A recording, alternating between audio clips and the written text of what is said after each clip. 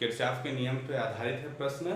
तो देखते हैं, ये वाला ब्रिज है, इस ब्रिज में बोला गया है दिए गए प्रतिरोध में तुल्य प्रतिरोध ज्ञात करना है, ठीक है, जबकि प्रत्येक का प्रतिरोध है 10 ओम।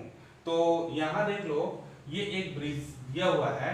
अब इस ब्रिज में मान लेते हैं ए बी का प्रतिरोध, यहाँ से यहाँ तक का प्रतिरोध है आर, मान लेते हैं, ठीक है। तो आई धारा प्रवाहित हो रही है इसमें और विद्युत वाहक बल ई है, तो इसका तुल्य प्रतिरोध, तुल्य जो परिपथ है वो ये बनेगा, क्योंकि इन पूरे को हमने आर मान लिया, पूरे को आर मान लिया, धारा आई बह रहा है, ये हो गया। अब इसके आधार पर अगर हम देखें तो प्रतिरोध का मान आई अपान ई अपान आई होगा। तो अपने को केवल ई अपान आई के वैल्यू निकालना है, कितना है, उसके बाद ही प्रतिरोध निकल जाएगा। तो चलिए चेक करते हैं। अब हम यहाँ पे देखें पी और आर के बीच में, पी और आर के बीच में, पी और आर के बीच में अगर देखें तो ये दोनों श्रेणी क्रम में जुड़ा हुआ है, तो श्रेणी क्रम में जुड़ा है और प्रत्येक का कितना है, 10 है। तो पी आर की प्रतिरोध होगा 10 + 10 बराबर 20 ओम। वैसे ही क्यू आर का प्रतिरोध, क्यू आर का प्रतिरोध 10 + 10 है ना 20 ओम। क्लियर हो गया। अब हम यहाँ पे चेक करते हैं विद्युत धारा को। यदि यहाँ से आई धारा बह रही है इस दिशा पर, तो पॉइंट पी में धारा बटेगा, पॉइंट पी में धारा बटेगा। इस दिशा पर मान लेते हैं I1 धारा जा रही है और इस दिशा पर I - I1 धारा होगा, बचा हुआ धारा इधर बहेगा। अब यहाँ पर चेक करते हैं, ये दोनों का प्रतिरोध 20 है, यहाँ का प्रतिरोध 20 है, दोनों प्रतिरोध सेम है तो धारा भी सेम बहेगा। तो यहाँ से I - I1 धारा बह रहा है, तो इधर से भी I - I1 धारा ही बहेगा। अब स्थिति यहाँ पर देखें RS में, RS में देखें तो जो प्रतिरोध यहाँ है वही प्रतिरोध यहाँ पर है, तो उसमें भी वही धारा प्रवाहित होगी, ठीक है। अब हम इस स्थिति में आते हैं, ये क्यू आर पे कौन सा धारा बहेगा, तो यहां निकाल लेते हैं क्यू आर पर बहने वाली धारा, क्यू आर पर बहने वाली धारा, यहां पे कौन सा धारा बहेगा।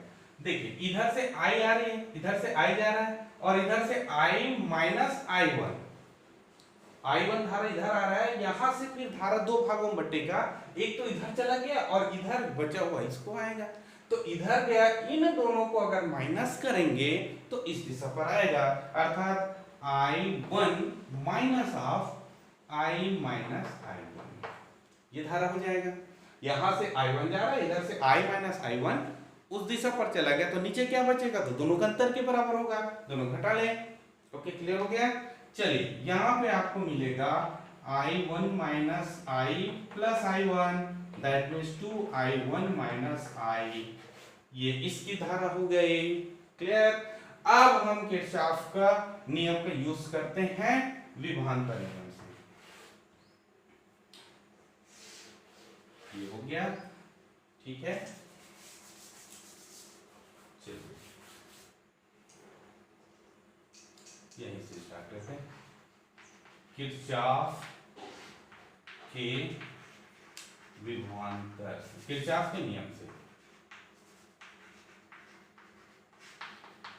तो किरचॉफ के नियम से एक बंद पृष्ठ के लिए निकालें, तो हम ये बंद पृष्ठ ले लेते हैं P Q R P में, P Q R P, ये पूरा एक बंद परिपथ हो गया। इसके लिए लागू करें, तो इसके लिए लागू करेंगे, किरचॉफ का नियम होता है समेशन IR = समेशन E, यानी कुल धारा और प्रतिरोधों का बीजगणितीय योग उसमें उपस्थित कुल विद्युत वाहक बल के बराबर होता है। ये है इसका गणितीय फॉर्म, ठीक है। तो इस स्थिति में अगर हम जाएं तो एक क्रम लेना पड़ेगा, कौन सी दिशा में जा रहे हैं हम लोग, कहां से स्टार्ट किए, P से Q, Q से R, R से P की ओर आए हैं, यानी इसके डायरेक्शन ऐसा है। तो उसके आधार पर हम देखें तो P से Q की ओर धारा बह रही है I1 और प्रतिरोध है 10, तो धारा I1 और प्रतिरोध है 10, क्लियर। फिर Q से R की ओर अगर हम देखें, धारा क्या बह रहा है, ये निकालें अपने को, धारा निकला है 2I1 - I और प्रतिरोध है इसमें भी 10। अब इस दिशा पर जाएं, यहाँ पर टोटल 20 ओम प्रतिरोध है, लेकिन धारा की दिशा इधर से आ रहा है, हमने उधर से जा रहा है, यानी उल्टे डायरेक्शन है, तो उल्टे डायरेक्शन इसलिए माइनस रखेंगे। ठीक है, उल्टे डायरेक्शन में इसलिए माइनस। इस स्थिति में अब धारा कौन कितना बह रहा है, I माइनस I1, और प्रतिरोध कितना हो गया 20। क्लियर है? अब इसका मान, अब इसमें कोई भी एक्सटर्नल बैटरी तो लगाया नहीं है, तो बैटरी है नहीं तो विद्युत वाहक बल नहीं होगा, अर्थात ये विद्युत वाहक बल का मान 0 मिलेंगे। क्लियर हो गया? तो ये इक्वेशन समझ में आ गया। चलिए अब हम स्टार्ट करते हैं इसको सॉल्व करने का। तो ये हो जाएगा 10I1 और ये होगा 20I1 minus 10I1, sorry I, इसको सॉल्व करेंगे तो माइनस 20I और ये होगा प्लस 20I1 इक्वल टू 0। चलो I1 ये I1 ये I1, यानी 50I1 minus 30I equal to 0।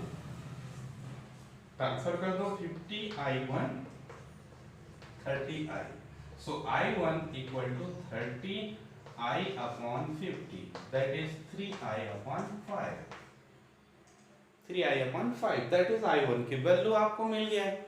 ठीक है, तो I1 की वैल्यू मिल गया।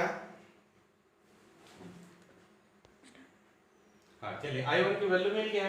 अब हम एक परिपथ ये वाला ले लेते हैं, किरचॉफ का नियम ही लगाएंगे, लेकिन बंद परिपथ,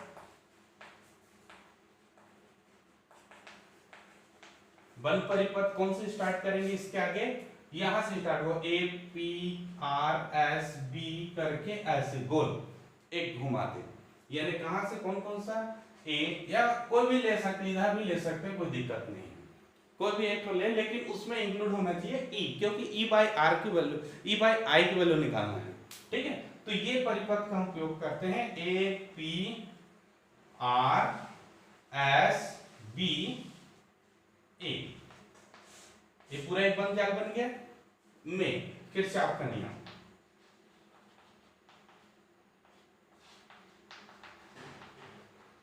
में किरचॉफ का नियम का उपयोग करें, तो किरचॉफ का नियम ये है, summation IR equal to summation E। तो यहां से स्टार्ट करें, A से P में तो कोई प्रतिरोध नहीं है, तो उसमें तो दिक्कत ही नहीं है इसका। P से R के बीच में देखो प्रतिरोध है 20 और धारा है I माइनस I1, तो यहां से स्टार्ट करें I माइनस I1 इंटू 10, यहाँ सॉरी 20, यहां से यहां तक धारा I माइनस I1 और इन दोनों का प्रतिरोध हो गया 20 प्लस इस दिशा में जाए, यहाँ पे RS का निकालें, यहाँ क्या तक निकल गया, RS का निकालें तो 10 है और I1 है, I1 इंटू 10। ठीक है, इधर कोई प्रतिरोध नहीं है, ना कोई वो है, इसलिए आगे कुछ नहीं होगा। अब इसके आगे समेशन E, ये हो गया समेशन IR की वैल्यू, समेशन E की वैल्यू, एक ही बैटरी लगा हुआ है उसमें, तो उसका विद्युत वाहक बल E है। ठीक है, अब इसको सॉल्व कर लो, तो सॉल्व करेंगे तो 20I minus 20I1 plus 10I1 equal to E। ठीक है, तो ये कैंसिल हो जाएगा, 20I minus 10I1 equal to E, तो 20I माइनस 10, I1 की वैल्यू यहां से पुट कर दो, क्लियर, यहां से पुट कर दो, I1 की वैल्यू क्या मिलेगा, 3I bye 5 equal to E।